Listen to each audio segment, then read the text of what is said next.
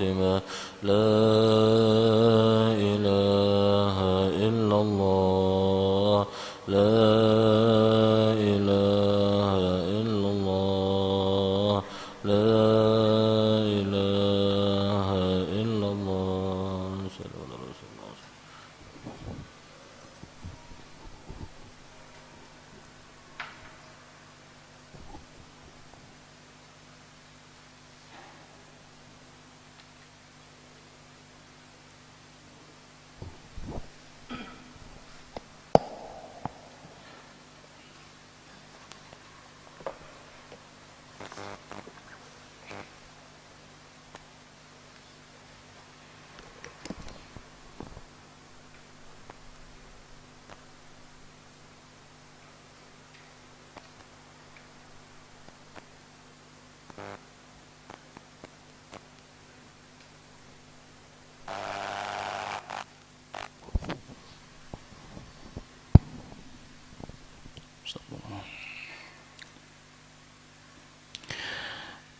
الفاتحة أن الله يفتح علينا فتوح العارفين ويفقهنا من الدين ويرزقنا كمال الإخلاص واليقين ثم إلى أرواح الأولياء والعلماء والصالحين ووالدي الحاضرين أجمعين ما إلى روح قطب العالم شيخ أبي حميد محمد بن محمد الغزالي ثم إلى روح قطب الحول شيخ أبي ياسد البسطامي ثم إلى روح قطب المقام شيخ عبد القادر الجيلاني ثم قطب الأكوان شيخ محمد بن عبد الكريم السمان المداني ما إلى مولانا شيخ محمد رشد بن عبد الله بنجاني شيخنا محمد زين بن عبد الله وصلهم وفروعهم أن الله تعالى الكريم المنان الرحيم الرحمن يتغشاهم بالرحمة والمغفرة يئد علينا وعلى ذريتنا أجمعين من بركاتهم وأسرارهم وأنوارهم وعلومهم بالدين والدنيا والآخرة وإلى حضرة النبي الفاتحة.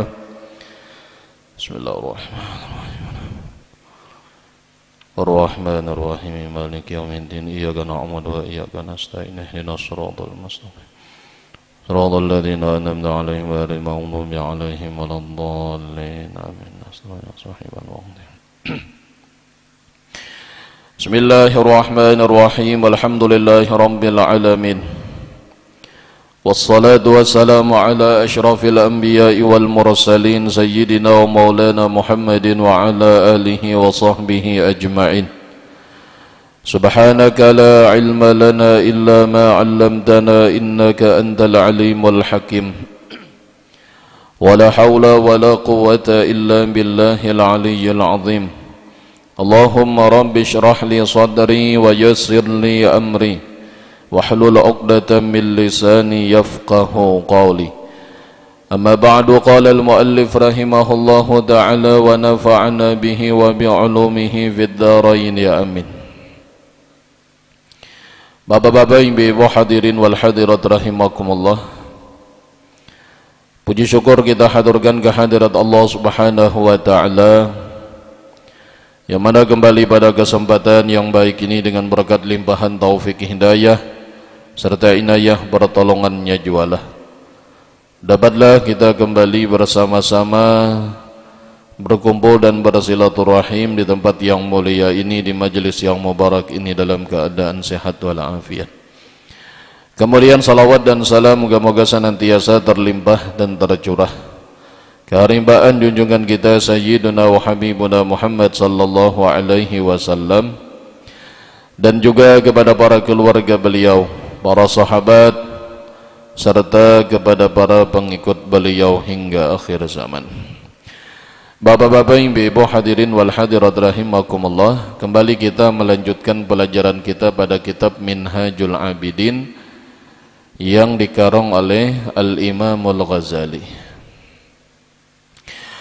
Qala rahimahullahu ta'ala wa atla'ani bifadlihi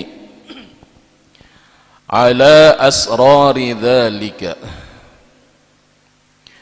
wa alhamani fihi tartiban ajiba. Dan Allah Subhanahu wa ta'ala, ujar Imam Ghazali, memperlihatkan kepadaku dengan karunia-Nya atas rahasia-rahasia yang demikian itu, dan mengilhamkan kepadaku di dalam tulisan-tulisan ini akan urutan-urutan yang membuat kagum. Lam azkurhu fil musannafatil lati taqaddamat fi asrari muamalatid din.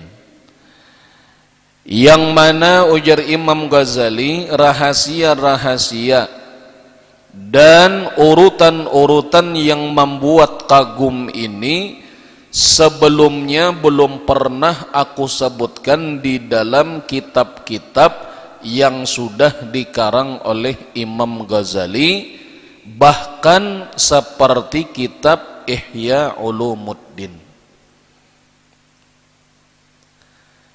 Artinya ujar Imam Ghazali, kitab nang sekarang lagi dikarang sidin ini, nang lagi ditulis sidin ini adalah kitab nang bahkan di dalam kitab Ihya itu belum disebutkan sidin. Nah, yaitu kitab Minhajul Abidin nang ditulis sidin lah. Di dalamnya ujar sidin, Allah memperlihatkan kepadaku rahasia-rahasianya. Ini nang tahu nang ini orang-orangnya aja. Namun kita ini kan membaca akannya aja.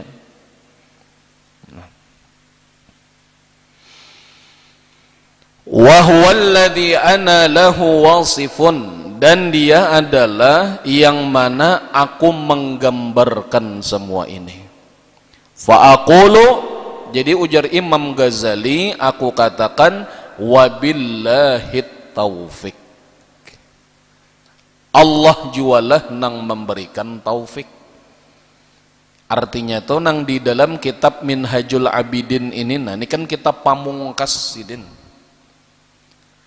Karena Imbah Sidin mengarang kitab Minhajul Abidin ini kadalawas meninggal sidin. Jadi ujar sidin wabillahi taufik, artinya Allah jua nang memberikan kekuasaan, kebisaan untuk maatur nang demikian itu. Inna awwala ma yunabbihul abdu lil ibadati, sesungguhnya awal-awal apa yang memperingatkan akan dia oleh hamba untuk beribadah, wa yatajarradu li suluki tariqiha, dan mengosongkan diri, mengosongkan jiwa untuk memasuki jalan-jalannya, jalan ibadah, bi khatratin samawiyatin, dengan geritik hati. Jadi persiapan hamba di dalam mengosongkan diri, mengosongkan jiwa untuk memasuki, untuk menjalani jalan ibadah. Bahkan semua itu bi khatratin samawiyatin minallah, gretek hatinya itu pun dari Allah. Gretek hati itu aja ke bahasa kita, terlintas di hati ada rasa asa hendak beribadah, asa hendak melakukan kebaikan, asa hendak, itu ngarannya khatratin samawiyah, gretek hati nang berasal dari Allah. Setiap kebaikan nang hendak kita gawi. Nah, wa taufiqin khas ilahi, dan kemudian diberikan Allah Ta'ala taufik nang khusus dari Allah. Jadi ibaratnya tuh kita ada rasa keinginan untuk mengerja ibadah, greteknya itu dari Allah Ta'ala. Bahasanya tuh itu ngarannya hidayah. hidayah ini kadang mesti dapat dilaksanakan. Karena hidayah ini adalah hati nang hendak menggawi kebaikan. Aku isok hendak bersedekah dalam hati inilah. Aku isok hendak mengaji sejus. Aku isok hendak. Nah, nang geretek hati untuk kebaikan tuh dari Allah. Syukuri, itu hidayah ngarannya. Iradatu fi'lil khairi fil qalbi, keinginan untuk mengerja kebaikan itu sudah dari Allah datangnya.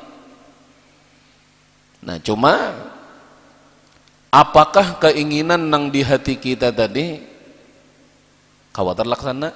Nah, belum tentu.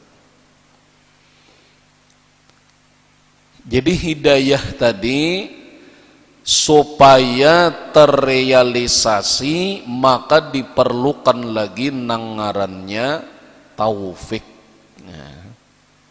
Taufik. Apa taufik kita? Makanya jadi Imam Ghazali tadi wa taufikin khas. Taufik itu adalah khalqu qudratit ta'ati lil abdi. Manggawinya itu nah, manggawi apa nang terlintas di dalam hati itu taufik. Sok jarak nak mengaji sejus. Ini hidayah. Lalu esok mengaji sejus. Nah, itu taufik. Jadi orang tuh dapat hidayah dulu hanya dapat taufik. Dapat hidayah dulu hanya dapat taufik. Dapat hidayah bisa jadi belum diberi taufik. Lamun orang diberikan taufik, maka sebelumnya itu dapat hidayah. Nah, manakala orang sambutan wabillahi taufik wal hidayah, wabillahi taufik wal hidayah, seharusnya kalimatnya itu nang pasnya itu wabillahi hidayah wat taufik. Jadi orang tuh dapat hidayah dulu hanya dapat taufik. Dan kita nih kalau salam sudah telanjur dah wabillahi taufik wal hidayah. Jadi rubah biar asa aneh jadinya tuh. Wabillahi hidayah wat taufik wassalamu alaikum. Jorang nah itu salah tuh jorang. Nah, padahal memang orang tuh dapat hidayah dulu hanya dapat taufik. Di hati itu ada rasa hendak beribadah gitu nah. Lalu tagawi, nah taufik ngarannya itu dapat taufik. Banyak orang nang dapat hidayah tapi kada dapat taufik tuh banyak aja. Tapi minimal dengan adanya hidayah itu pun tuh sudah dari Allah Ta'ala tuh. Karena orang nang baniat hendak beribadah itu pun ngalih. Apalagi di akhir zaman baniat hendak beribadah itu pun ngalih, apalagi menggawinya. Wa huwal ma'niyu biqaulihi subhanahu wa ta'ala. Inilah yang dikehendaki dengan firman Allah Ta'ala, afaman syarahallahu sadrahu lil Islam fahuwa ala nurim mir rabbih. Afaman syarahallahu sadrahu lil Islam, maka apakah orang-orang yang dibukakan hatinya oleh Allah untuk menerima agama Islam,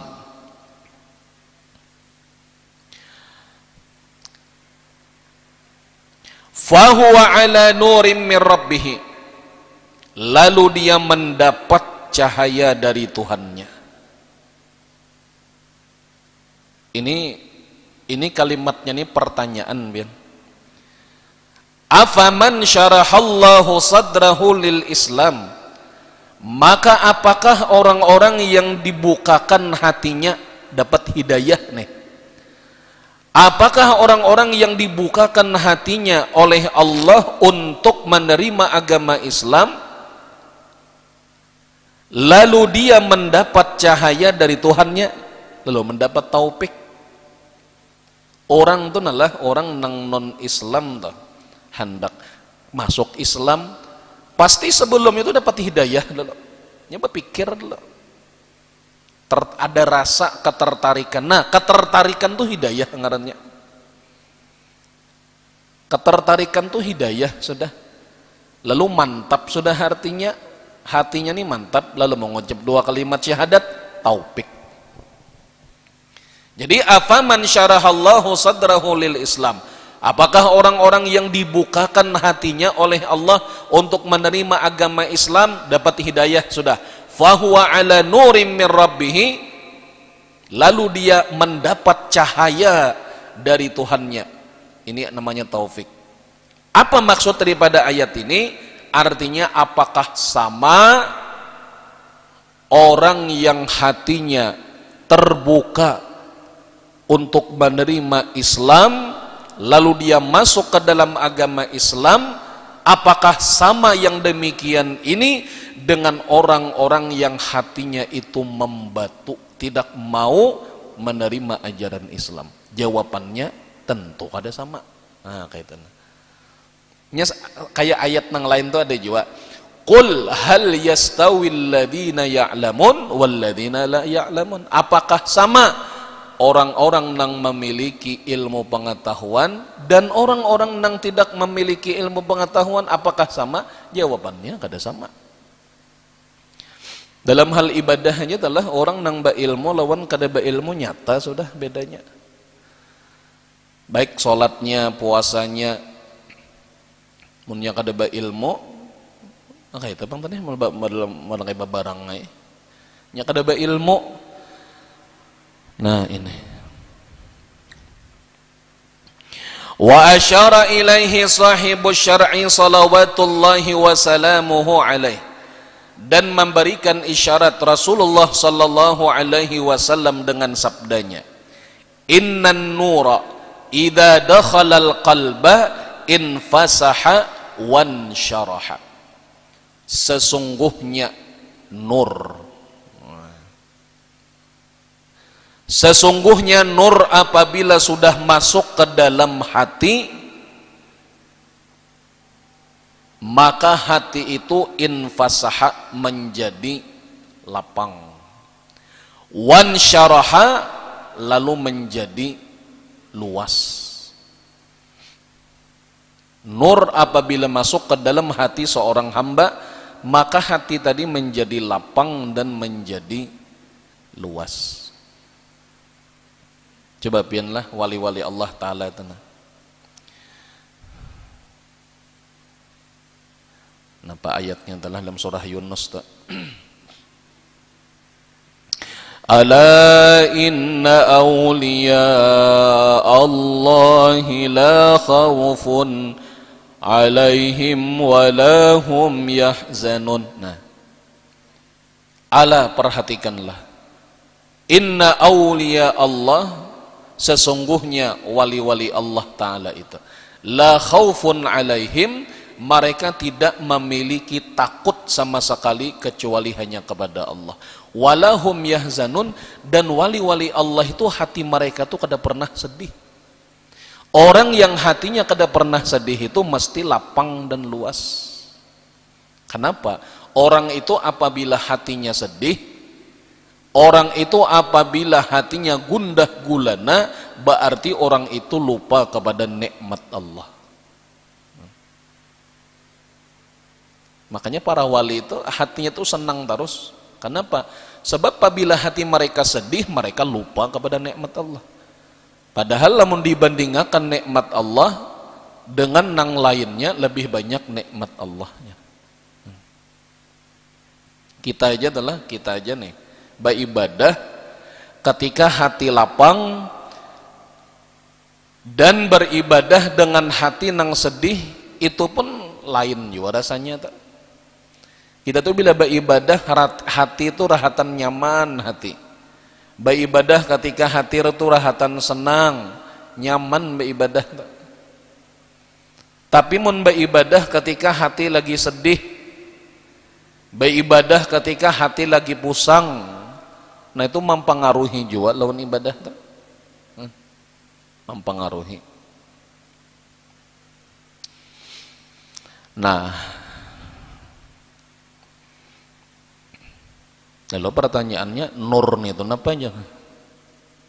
Sesungguhnya nur adalah bila masuk ke dalam hati, maka hati tadi menjadi lapang dan luas. Pertanyaannya, nur itu apa?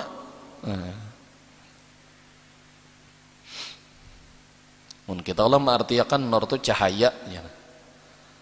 Nah, cahaya apa pulang adalah. Nah, wa qala al-Qurtubi, Imam Qurtubi menjelaskan makna daripada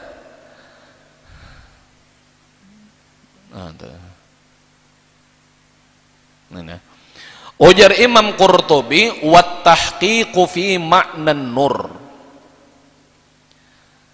penjelasan tentang masalah nur, annahu mudhhirun lima yunsabu ilaihi wa huwa yakhtalifu bihasabihi.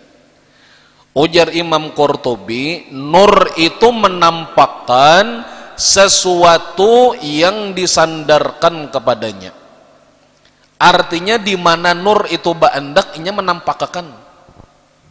Di mana nur itu ba'andak, maka inya menampakkan keadaan itu. Wa huwa yakhtalifu bihasabihi, dan itu berbeda dengan setiap keadaan. Fa nurus sam'i mudhhirun lil masmu'at, maka nur daripada pendengaran, nur daripada pendengaran, mudhhirun lil masmu'at, dia menampakkan sesuatu nang didengar. Nur pendengaran, kayak apa kita mengetahui nur pendengaran? Bila kawa kita mendengar sesuatu, nah itu adalah nur daripada pendengaran tadi. Pendengaran itu kan sifat, nang didengar itu adalah hasil daripada sifat tadi. Nah itu kenyataan daripada sifat itu. Iya, nang misalnya nur pendengaran aja, nang apa nur pendengaran? Apabila kita kawa mendengar sesuatu, nah itu nurnya itu daripada pendengaran. Wa nurul basar kasyifun lil mubasarat, nur penglihatan adalah ketika kawa kita melihat. Kawa kita melihat habang, hijau, kuning dan sebagainya, itu adalah hasil daripada nur basar. Hasilnya kawa kita melihat, dapat kita nurnya. Nurnya ini kita dapat. Nah, wa nurul qalbi kasyifun 'anil ma'lumat. Nah, sementara nur di dalam hati ini membuka segala maklumat ilmu pengetahuan. Dapat lagi tentang ini. Nur pendengaran dapat kita karena kita kau mendengar. Karena kita kau mendengar, kita dapat nur pendengaran nih. Nur penglihatan dapat jiwa kita, buktinya kita kau melihat. Sekarang nur hati, seharusnya nur hati itu membuka segala ilmu pengetahuan. Dapatlah kita gini. Nah itu, nur hati itu membuka ilmu pengetahuan, dapatlah kita. Nah, mun seandainya kada dapat, caranya berarti kita nang kada tahu caranya. Nah itu. Wa nurul jawarih, sementara nur anggota tubuh, ma yabdu 'alaiha min a'mali ta'at, nur anggota tubuh itu akan nampak, akan terlihat ketika kita mengerjakan ibadah. Jadi mun kita hendak tahu nur di dalam tubuh kita ini, bila kita beribadat, itu nurnya. Nah, nur nang anggota tubuh nang zahir nih, kayak apa kita menampakkan nur di anggota tubuh mulai kepala sampai batis. Kita hendak menampakkan nurnya tuh nang kayak apa? Bau beribadah timbul nurnya. Ya bahasanya tuh lah kayak apa ya? Kayak satruman gitu, nah bila dicocok, nah timbul satrumannya tuh. Nah, ini menampakkan nur di dalam tubuh bahwa beribadah timbul nurnya. Cuma kan setiap orang tuh lain-lain bang. Nur dalam beribadah tuh lain-lain. Ada nurnya yang nyarak, nurnya tuh nyarak, jadi dilihat itu nyaman gitu nah. Nah itu yang simahum fi wujuhihim min atharis sujud. Artinya orang nang rancak sujud, orang nang rancak beribadah, nur di anggota tubuhnya itu nyarak. Nang nyata malaikat dulu melihat dari langit tuh, nurnya tuh tarang. Nah, jadi kita itulah hendak mengetahui atau bahasanya kainija menyalakan nur di dalam tubuh kita, maka bawalah beribadah. Nang jadi pertanyaan ini kita menyalakan nur di dalam hati ini ya. Menyalakan nur di dalam hati ini. Nah, soalnya kalau nur di dalam hati ini menyala ibaratnya itulah, maka segala macam ilmu itu akan nampak bagi kita. Bahasa orang tuh ya ilmu laduni itu nah. Orang nang dapat ilmu laduni itu kalau bang belajar bahimat kada juga. Kenapa sampai dapat? Nah ini nang pertanyaannya, kayak apa orang tuh dapat ilmu laduni? Inya nur di dalam hatinya tuh menyala, lalu ilmu-ilmu maklumat tuh datangan waninya. Dan ini bukan satu kemustahilan artinya tuh, tapi memang rata-rata orang nang dapat ilmu laduni itu kada diniatakan. Kalau pang ba istilah nih lah, ba istilah ma'amalakan supaya dapat ilmu laduni kada ada. Orang nang dapat ilmu laduni itu memang dalam beribadah ya teh bahasanya tadilah inya menarangi nur anggota tubuh itu dengan beribadah ikhlas lillahi ta'ala. Jaka ibarat orang berdagang, hujungannya ilmu laduni itu, hujungannya. Jadi bukan faktor utama untuk mendapatkan ilmu laduni lalu beribadah lain itu. Mun kita kan kadang-kadang malah itu nang jadi tujuan utama, kayak pacarnya supaya dapat ilmu laduni, apa amalannya, orang gak ada. Jadi seolah-olah dalam beribadah itu tujuannya bukan lillahi ta'ala, tapi li ilmu laduni akhirnya tujuannya. Kada ikhlas bujur lagi. Nah.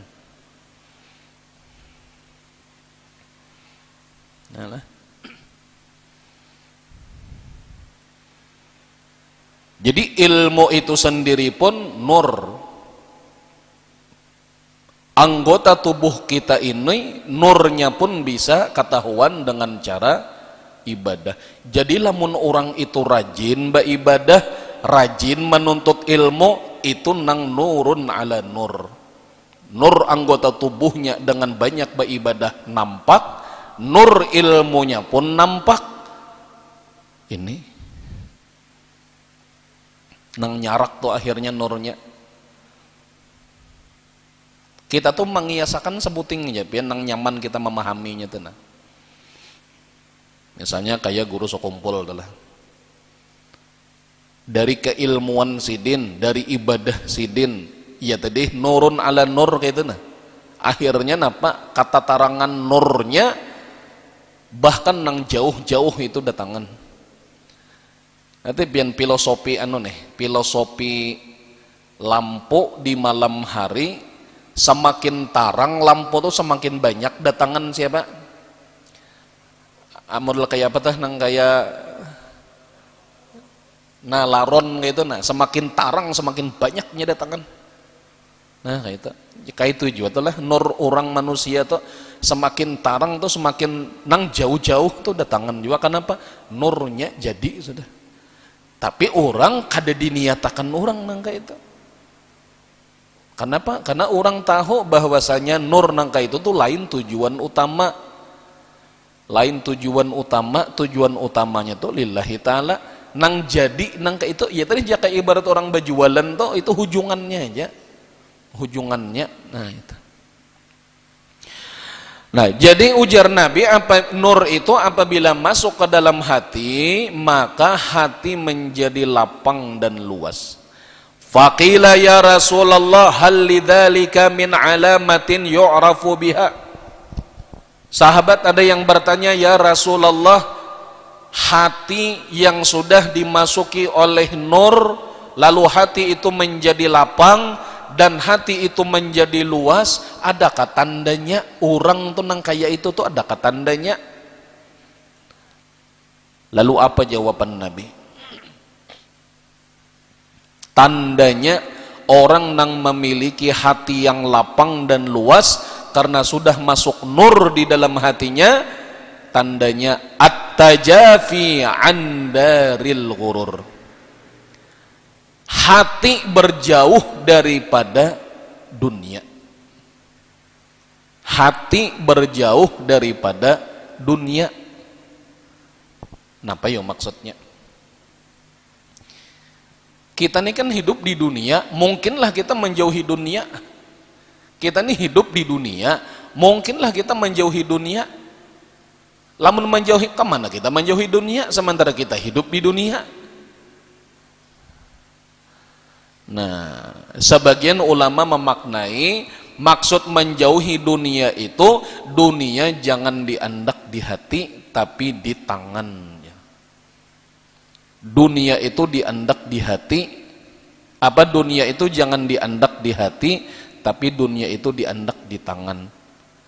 Apa artinya? Bila hilang gak ada sedih. Nah, lamun bahasa Aagim itu sidin memisalkan kayak ini, hati menjauhi dunia itu jasidin rumusnya jasidin nang kaya tukang parkir jasidin. Tukang parkir ini kan dititipi orang, sepeda motor, ada mobil. Tukang parkir ini kadang merasa memiliki. Kenapa? Karena hatinya tuh dititipi ya. Orang menitipakan, nah sepeda motor, nah mobil, jaga akan. Datang ampunnya mah ambil, ayo silahkan bawa. Datang ampunnya sampai habis. Sepeda motor lawan mobil tadi adalah ya tukang parkir ini sedih hati, hilang habis seberatan. Kadai malah bersyukur. Kenapa? Tanggung jawab sudah tunai. Artinya hilang kada sedih hati, ada menjadi amanah. Ya ini artinya nang menjauhi dunia itu artinya dunia itu kada diandak di hatinya. Dunia kada diandak di hati. Kita nih kalau masih hija orang mun sudah nang kaya itu tuh kada ada lagi bedanya tuh artinya nang dunia nang kada diandak di hati jana. Ini kisahnya kayak itu nah. Jaka ibarat basadakah 1 juta lawan 10.000 bagi mereka tuh kada ada bedanya, sama aja. Mun kita kan nyata benar jauh bedanya. Basadakah 1 juta lawan 10.000 nyata benar jauh bedanya. Kenapa? Kita masih di dalam hati kita ada nangga itu. Tapi lamun orang nang dunia itu di tangan kada di hati, bagi mereka sama aja, kada ada perbedaan gitu nah. Nah kayak apa nimbulakan rasa di hati nangga itu ngalih. Hilang duit 10.000. Ada apa juga aja 10.000. Hilang 1 juta, sedih hati. Nah lamun orang nang sudah nang kaitan itu hilang 10.000 biasa ay. Hilang 1 juta biasa ay. Kenapa? Orang gak ada sampai ke hati. Nah nang kayak ini nih, walau orangnya masih hidup di dunia, tapi seolah-olah lawan dunia itu sudah kada ada hubungan lagi. Seolah-olah. Nah kawalah kita nang kayak ini ya. Wal inabatu ila daril khulud, kembali kepada akhirat. Kembali kepada akhirat itu artinya walal akhiratu khairun laka minal ula wal akhiratu khairun wa abqa. Akhirat yang diutamakan. Kembali kepada akhirat artinya mengutamakan akhirat daripada dunia. Jika ibarat aktivitas itu lebih mengutamakan aktivitas akhirat. Kada mungkin kita di dunia nih kembali ke akhirat, nggak itu mati ya sudah jar. Nah ini kan kadang kayak itu bang. Maksudnya kita lebih memprioritaskan amalan akhirat daripada amalan dunia. Nah jadi menjauhi dunia maksudnya itu dunia itu jangan sampai di hatinya. Kembali ke akhirat lebih memprioritaskan amalan akhirat. Wal isti'dadu lil mauti qabla nuzulil mauti, merasa bersiap-siap datangnya kematian sebelum mati. Merasa diri ini sudah mati padahal belum mati. Kan kayak baulang itulah. Merasa diri ini sudah mati, jadi ada istilah mematiakan diri sebelum mati. Mematiakan diri sebelum mati. Nah, apa maksudnya? Memperbanyak amal soleh. Nah itu, memperbanyak amal soleh. Jadi orang yang memperbanyak amal soleh itu diibaratkan mematiakan diri sebelum mati. Sebab persiapan kita untuk kematian itu amal soleh. Jadi orang yang memperbanyak amal soleh itu diibaratkan mematiakan diri sebelum mati. Jadi ketika datang malaikat maut, biasa aja sudah. Nah itu, nah kenapa? Karena sudah mematiakan diri dengan cara memperbanyak amal soleh. Coba orang yang kadang mempersiapkan dengan amal soleh, takajud, wah kayak apa nih jar, melihat malaikat maut datang lalu abutai lagi, nah dan lain sebagainya. Nah, jadi ini tanda orang yang hatinya lapang, orang yang hatinya luas. 3 macam tadi ujar Nabi. Berjauh daripada dunia, maksudnya dunia itu kada sampai di hati hendaknya. Kembali kepada akhirat, lebih memprioritaskan amalan akhirat. Dan yang ketiga, bersiap-siap datangnya kematian sebelum mati. Artinya memperbanyak amal soleh.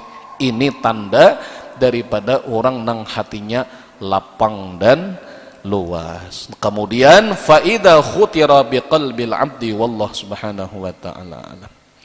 Nah, bapak-bapak, ibu-ibu, hadirin wal hadirat rahimakumullah, sampai di sini pelajaran kita pada kesempatan pagi ini. Mudah-mudahan ada barokahnya, manfaatnya bagi kita semua. Amin ya rabbal alamin. Ala hadini ya al-Fatihah. Bismillah. Iyyaka na'budu wa iyyaka nasta'in. Bismillahirrahmanirrahim. Alhamdulillahirabbil alamin. Wassalatu wassalamu ala asyrafil anbiya wal mursalin sayyidina wa maulana Muhammadin wa ala alihi wa sahbihi ajma'in. Allahumma anfa'na bima 'allamtana wa 'allimna ma yanfa'una wa zidna ilma. Alhamdulillah ala kulli hal, wa na'udzu billahi min hali ahli nar. Allahumma faqihna bid-din wa 'allimna ad-ta'wil, warzuqna fahman istiqamah, innaka ala kulli syai'in qadir.